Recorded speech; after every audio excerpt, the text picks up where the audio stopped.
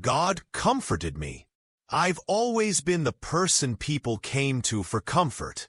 I was the one with the right words, the shoulder to cry on, the calm voice in a storm.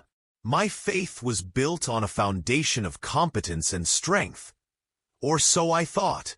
When a series of personal setbacks and professional disappointments hit me all at once, my perfect world crumbled.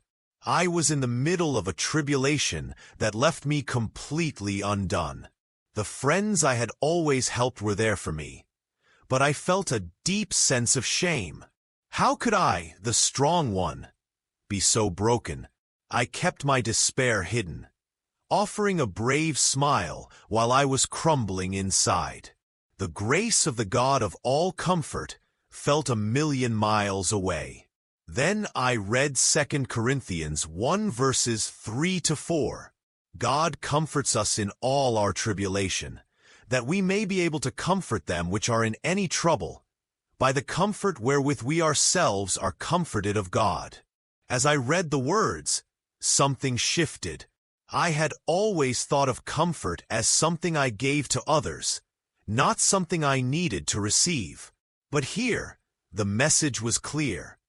My ability to comfort others was dependent on my willingness to first receive comfort from God. I realized my brokenness wasn't a flaw to be hidden, but a prerequisite for receiving God's comfort. I finally began to share my pain, openly and honestly, with God. I stopped seeing my troubles as a sign of weakness and started to see them as a way to connect with Him. In my tears, I felt His presence.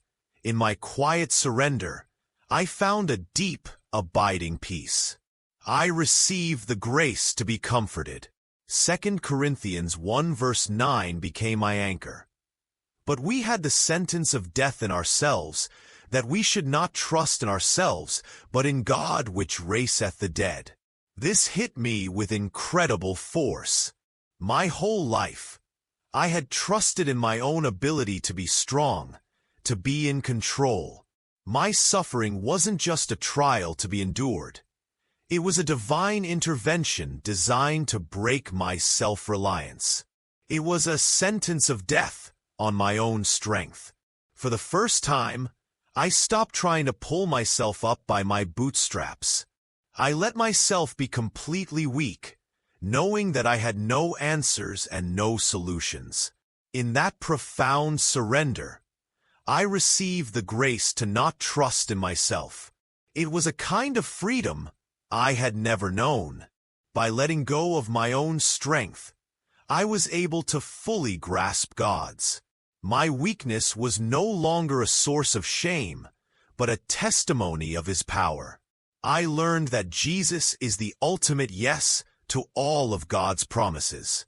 Because of Jesus, I can receive the grace to live with certainty. I began to pray, Father, help me to believe that all your promises are a resounding yes in Christ. I chose to believe that His word was a solid, unwavering foundation, not a wavering yes and no. I didn't have to guess or hope. I could simply stand on the promises of God, knowing they were true. By faith, I received these graces. I learned that my pain was not a punishment, but a pathway to receive comfort.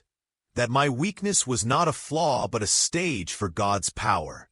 And that His promises were a rock to stand on in an uncertain world. My life is still a work in progress, but I am no longer the one trying to hold it all together. I am simply a recipient of His grace, comforted by the God who is always a resounding yes.